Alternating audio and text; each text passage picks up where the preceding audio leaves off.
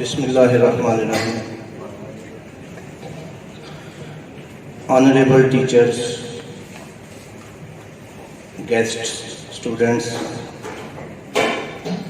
میرے لیے یہ اعزاز سے کم نہیں ہے کہ آج میں اس خوبصورت محفل میں، اس خوبصورت الوداعی پروگرام میں آپ سے ہم کلام ہوں. وقت کافی بیت چکا ہے.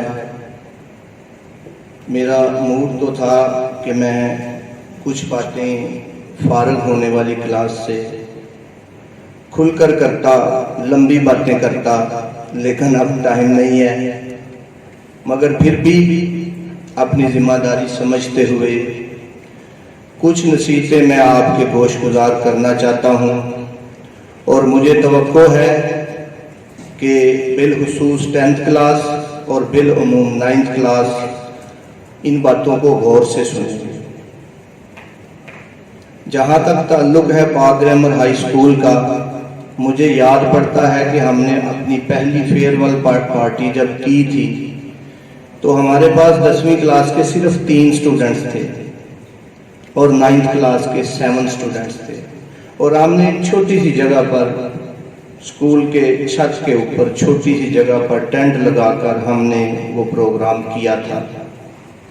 پھر رفتہ رفتہ یہ سلسلہ چلتا رہا. آج ہم 24ویں فیئرویل پارٹی کر رہے ہیں اور اگر اللہ نے زندگی دی، موقع دیا تو نیکسٹ ایئر پاک گرامر ہائی اسکول کی فیئرویل پارٹی کی سلور جوبلی ہوگی.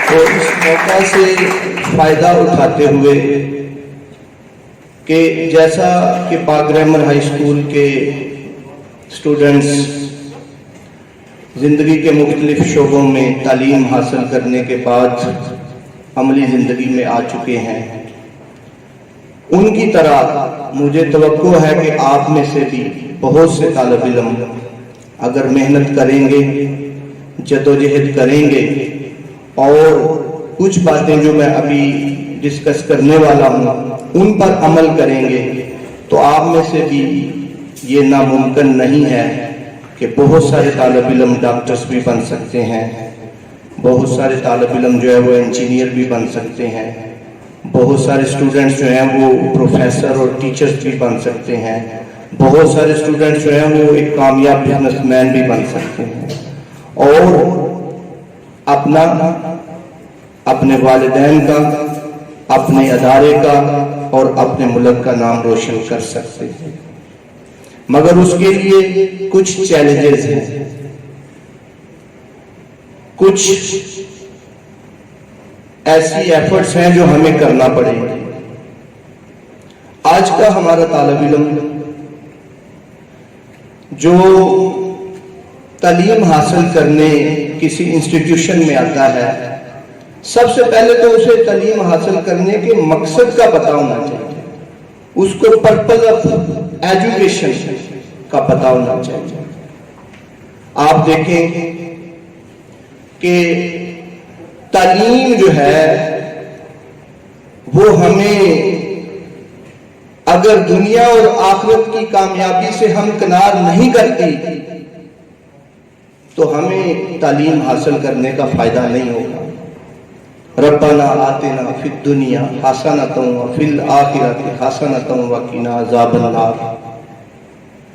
آپ نے صرف دنیا نہیں کمانی، آپ نے صرف دنیا کے پیچھے نہیں بھاگنا، آپ نے تعلیم حاصل کرنی ہے. اپنے ذہن کو علم کے نور سے اگر آپ نے منور کرنا ہے تو اس میں دنیا کے ساتھ ساتھ آخرت کی جگہ بھی ہونی چاہیے.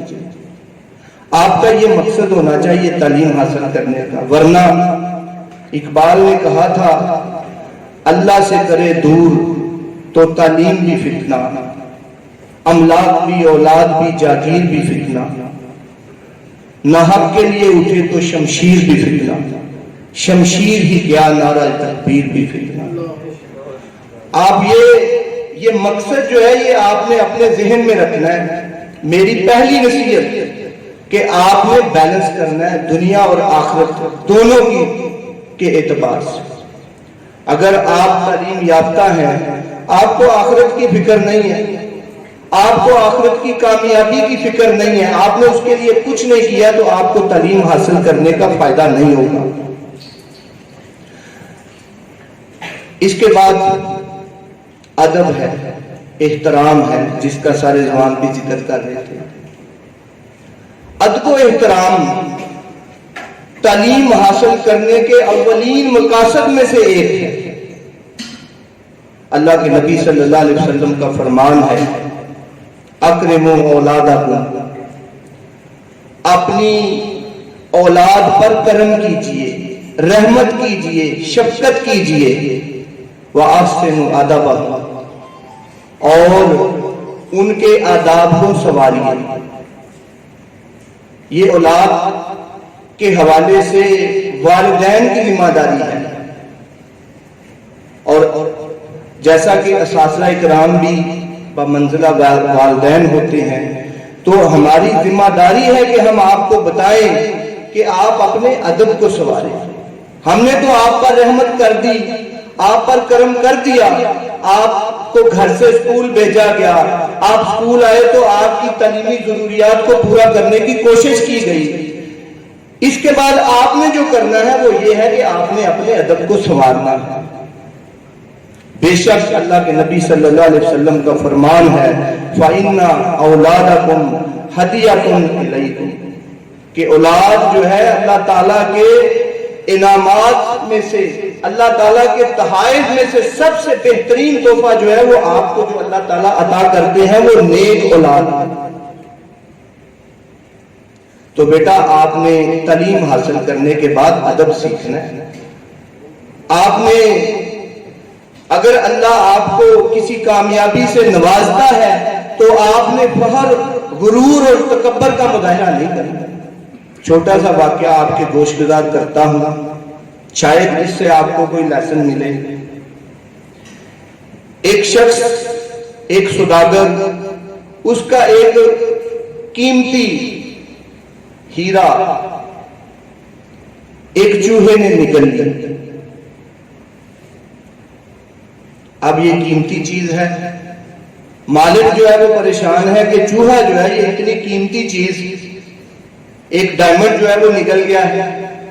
اس نے ایک ماہر نشانہ باز جو ہے اس کو ہائر کیا، اس کی خدمات جو ہے وہ لی، اور اس کو کہا یہ دیکھیں یہ ہزاروں کی تعداد میں چوہے ہیں، ان میں سے ایک چوہا ہے جس نے یہ میڈل نکل لیا، یہ ڈائمنڈ جو ہے یہ نکل لیا. اب مالک دیکھ رہا ہے، وہ شکاری جو ہے، جو پروفیشنل ہے، اپنے پیشے کا ایک ماہر ہے، اس نے جب چوہوں کو دیکھا، سارے جو ہے وہ اکٹھے آپس میں جو ہے وہ مشغول ہیں. ایک ان میں ایسا ہے جو ایک سائیڈ پہ بیٹھا ہوا، اس نے اس کو نشانہ لگایا، نشانہ ٹھیک جو ہے وہ چوہے کو لگا، وہاں ہی جو ہے وہ چوہا گر گیا. جب اس کا پیڑ جو ہے وہ کاٹا گیا تو اس کے اندر سے ڈائمنڈ نکل آیا. وہ شخص جو ہے وہ کہتا ہے، شکاری کو کہتا ہے کہ آپ کو کیسے پتا چلا ہے کہ یہی وہ ایگزیکٹ چوہا تھا جس نے ڈائمنڈ کو نکلا ہے؟ تو وہ پتہ ہے آگے سے کیا کہتے ہیں، when idiot get riches they don't mix with common people. کہ جب کوئی ایڈیٹ شخص، کوئی بے ادب شخص جو ہے جب کوئی کامیابی حاصل کرتا ہے تو وہ عام لوگوں کے ساتھ نہیں ملتا، وہ بالکل تنہا ایک سائڈ پر اپنی دنیا میں رہتا ہے. تو بیٹا ادب جو ہے یہ بڑی چیز ہے، جیسا کہ سر نے بھی اس کی طرف جو ہے وہ آپ کی نشاندہی کی ہے. اس کے بعد آپ دیکھیں سچائی، سچ بولنا، یہ وہ ویلیوز ہیں جو فیوچر میں تعلیم کے ساتھ جو ہے وہ آپ کو فائدہ دیں گے. میں آپ کو ایک بات بتاؤں، جن امتحانات کے لیے آپ ایفرٹس کرتے ہیں، کوشش کرتے ہیں، آپ اپنی رات کی نیند جو ہے اس کو ڈسٹرب کرتے ہیں، دن کا چین بھی جو ہے وہ آپ نظر انداز کرتے ہیں، وہ امتحان جو ہے وہ مقصد تعلیم نہیں ہے، پرپز آف ایجوکیشن نہیں ہے، وہ تو تعلیم حاصل کرنے کا ایک چھوٹا سا ذریعہ ہے۔ آج اگر پاکستان میں، جیسا کہ آپ نے ٹیبلو بھی کیا، پاکستان کا نظام تعلیم جو ہے وہ اتنا خراب کیوں ہے؟ کیوں ہم عظیم لوگ جو ہے وہ پروڈیوس کرنے میں ناکام ہوئے ہیں کثرت کے ساتھ؟ کیوں ہم اپنے اسٹوڈنٹس کو جو ہے دنیا کے مقابلے میں لانے میں ناکام ہوئے ہیں؟ اس کی ریزن کیا ہے؟ ہمارا ایجوکیشن سسٹم جو ہے یہ تو دنیا کے تمام ایجوکیشن سسٹم سے ٹف ہے۔ صبح بستہ لے کر بچہ اسکول آتا ہے، بھاری بیگ، اس میں ساری کتابیں، ساری کاپیاں، روزانہ سارے سبجیکٹس کا کام ہوتا ہے۔ پھر بچہ کیا ہے؟ رٹا لگاتا ہے، پریپریشن، روٹ، ایگزام، یہی چیزیں چل رہی ہیں نا، تیاری، رٹا، پھر امتحان، جو کچھ یاد کیا تھا اس کو بھولا، پھر اگلی کلاس میں، پھر تیاری، پھر رٹا، پھر ایگزام، جو کچھ یاد کیا تھا بھول کے پھر اگلی کلاس میں۔ یہی کچھ ہے نا ہمارے ایجوکیشن سسٹم میں۔ تو اگر ہمارا اسیسمنٹ سسٹم جو ہے، ہمارا ایگزامینیشن سسٹم جو ہے اگر ٹھیک ہو تو میرا نہیں خیال کہ ہم جو ہے وہ طالب علم پروڈیوس کر سکے جن کی ہمیں خواہش ہے، جن کا ہم جو ہے وہ اپنی گفتگو میں، اپنے پروگرامز میں جس سسٹم کا ہم اظہار کرتے ہیں، یہ تب ہی ممکن ہوگا جب ہمارا اسیسمنٹ سسٹم جو ہے وہ چینج ہوگا۔ ہمارا امتحانی سسٹم ہی بوسیدہ ہے۔ ابھی گورنمنٹ نے جو ہے یہ SNC کے تحت جو ہے یہ نصاب کو ریویو کیا ہے، کانٹینٹ تو سیم ہے، چیپٹر بھی سیم ہے، تبدیلی کہاں ہے؟ صرف ایکسرسائز میں۔ اور اگر موجودہ گورنمنٹ نصاب کو ٹھیک کرنے کے بعد اسیسمنٹ سسٹم کو ٹھیک کرنے میں کامیاب ہو گئی تو پھر حقیقت میں ہمارا ایجوکیشن سسٹم جو ہے وہ کامیاب ہوگا، اور پھر اس اسیسمنٹ اور اس نصاب کے مطابق اپنے اساتذہ کی جو ہے وہ ٹریننگ کرنے میں بھی اگر کامیاب ہوئی تو پھر یہ سسٹم جو ہے یہ کامیاب ہوگا۔ تو میں بات کر رہا تھا سچائی کی۔ آپ دیکھ لیں آج مسلمان کی کیا حالت ہے۔ بے باکی و حق گوئی سے گھبراتا ہے مومن، بے باکی و حق گوئی سے گھبراتا ہے مومن، مکاری اور عیاری پر اتراتا ہے۔ ہم کتنے فخر کے ساتھ جھوٹ بولتے ہیں یہ نہیں، اور اس میں کوئی بھی پیچھے نہیں۔ مسجد میں جانے والا بھی جھوٹ بول رہا ہے اور میخانے میں جانے والا بھی جھوٹ بول رہا ہے، اس میں کوئی ڈسٹنگوش نہیں ہے۔ اور ہماری کامیابی کی راہ میں سب سے بڑی رکاوٹ بھی یہ چیز ہے۔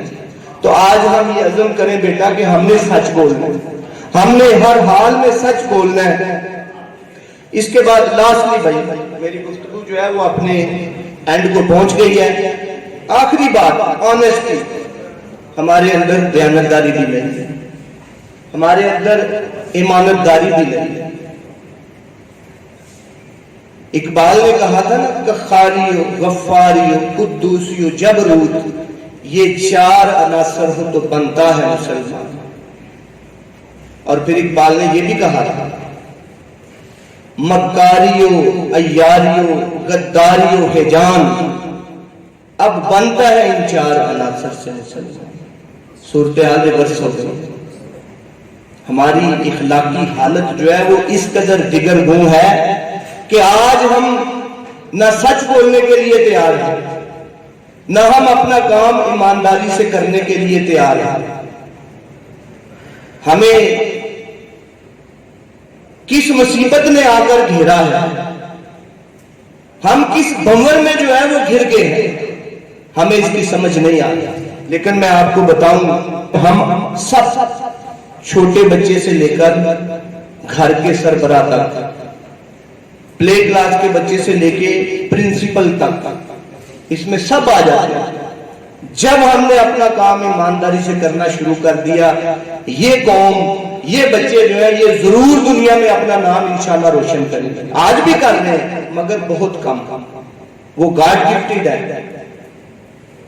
میسیو اسٹوڈنٹس جو ہیں ان کو اپنے مقصد کا ہی پتہ نہیں، تو آج اگر آپ نے اپنے مقصد کو حاصل کرنا ہے تو بیٹا آپ کو ادب کا لحاظ رکھنا پڑے گا، آپ کو دنیا اور آخرت کے درمیان بیلنس کرنا پڑے گا، آپ کو سچ بولنا پڑے گا، اور آپ کو اپنا کام ایمانداری اور دیانتداری سے کرنا پڑے گا، کیونکہ اگر آپ اپنا کام ایمانداری سے اور دیانتداری سے کریں گے تو پھر یہ نیشن اوپر جائے گی، ورنہ ہمارے ملک کی جو حالت ہے آپ دیکھ لیں، اقبال نے کتنا عرصہ پہلے کہا تھا یہ دیش ہے سب کا مگر اس کا نہیں کوئی۔ آج دیکھیں اس دیش میں جو کچھ ہو، ہر کوئی اس کو برباد کرنے کے لیے، نوچنے کے لیے تلا ہوا۔ یہ دیش ہے سب کا مگر اس کا نہیں کوئی، اس کے تنے خستہ پہ تو اب دانت ہے سب کے۔ نوچ رہے ہیں نا ہم، اس کو کھا رہے ہیں، چبا رہے ہیں۔ تو آپ کو بیٹا ایمانداری سے، دیانتداری سے، آنیسٹی سے اپنا کام جو ہے وہ کرنا پڑے گا۔ میری اللہ تعالیٰ سے دعا ہے کہ اللہ تعالیٰ آپ کو جس آزمائش میں بھی ڈالے، اللہ آپ کو اس میں کامیابیاں عطا فرمائے، مگر کامیابی کی کنجی جو ہے وہ محنت میں ہے۔